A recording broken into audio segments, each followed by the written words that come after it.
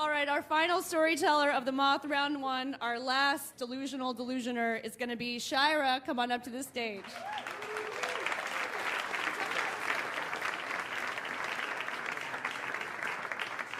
Shira Lachelet. I got to get it right for once. Here you go.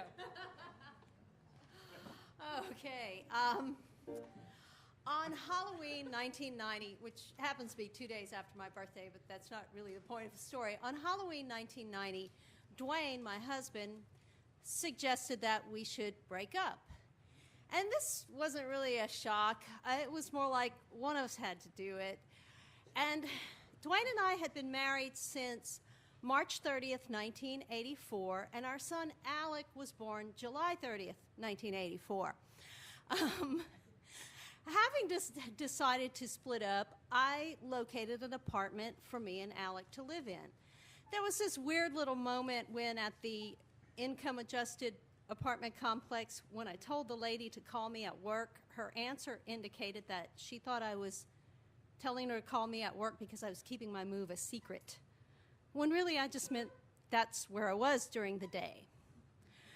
Around the same time, a lot of Louisiana National Guardsmen got called up to serve in Operation Desert Shield, because remember the first President Bush had to show Saddam Hussein who was boss? Well, Dwayne was among those people, those National Guardsmen. So when Alec and I moved to our apartment, we did it without Dwayne's help.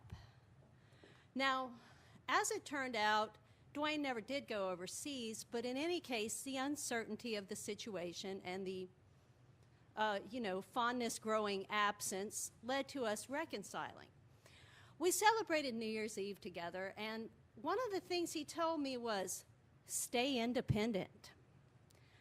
It didn't really sit well with me, but it was one of those situations where you let those things slide.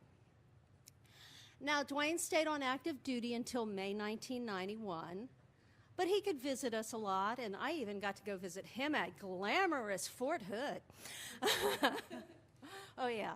And if you heard my story in February, you know that Dwayne had just been home a few days when my sister was killed, and that he was a great source of strength for my family. So hold that in your mind as the best of Dwayne, because I'm about to say some less flattering things about him. So Dwayne came back and took advantage of the fact that National Guard pays your college tuition. Went back to school, majored in journalism, became one of the editors of USL's newspaper, The Vermilion. He also played bass in a band, or sometimes two bands. And so one afternoon, I asked him to please do the laundry while I was at rehearsal. I did some community theater. I came home from rehearsal, and the laundry was still in the baskets exactly how I'd left it. Now, thinking that, well, maybe it's washed but not folded yet, I said, I guess I'll fold the laundry. Oh, the laundry's not done, Dwayne said. What? Oh, I won't do laundry. In front of our child, he said this. I was so angry I couldn't even respond. Later on, he said, that was a joke.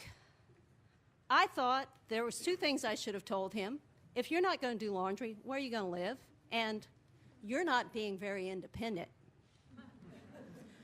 Now, you would think that Dwayne would have realized that since he figured out that I was independent and therefore was with him because I wanted him around, not because I couldn't get by without him, that he'd at least make some effort to be someone that I'd still want around. Or maybe he had the delusion that because he was fine with how things were, that I was too, despite anything I said to the contrary. Now, a little later on, Alec, as part of a book report for I Left My Sneakers in Dimension X, decided that he wanted to build a model of an orange monster in that book called Smorkus Flinders. So we figured out how we would divide up the work, and that Dwayne would build Smorkus's body out of chicken wire, and then Alec and I would do the paper mache head and wrap the body in paper mache. So as the due date came near, I said to Dwayne, you need to build this monster out of chicken wire, please. And he grumbled. I don't know, why should I do that? I said, well, because you agreed to do it, and if you're not doing it, you're not setting a good example. He countered that by doing Alec's work for him, he wasn't setting a good example. I said, Alec is not capable of making a monster out of chicken wire. It's a little bit of a dangerous procedure, not recommended for a 10-year-old. And so finally he did get it put together, and Alec and I, our paper mache failed, but we discovered that masking tape mummy wrap worked really good and it looks cool. So Smorkus got done. Now, I'm not saying that if Dwayne hadn't said stay independent, we would have stayed together. I am using that as a convenient petard on which to hoist him. But over time, it just occurred to me that by saying stay independent, what Dwayne was really saying was not to depend on him. When we finally broke up for good at my request in the summer of 1995, he decided that now he needed to tell me all these things about me that he put up with, that he tolerated, because he loved me. And I was like, what good does that do? And anyway, the subtext of that is, I tolerated you, but no one else will. Well, history has proved otherwise. And even if it hadn't, I get by. I'm independent.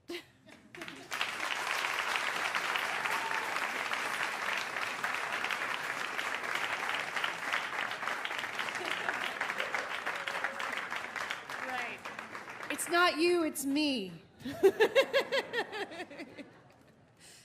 Actually, you're right. You're right.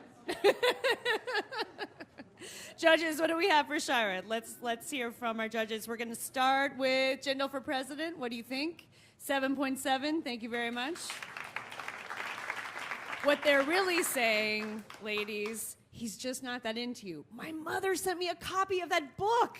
How could she possibly ever have done that? What a horrible, horrible idea. I did actually send it back to her.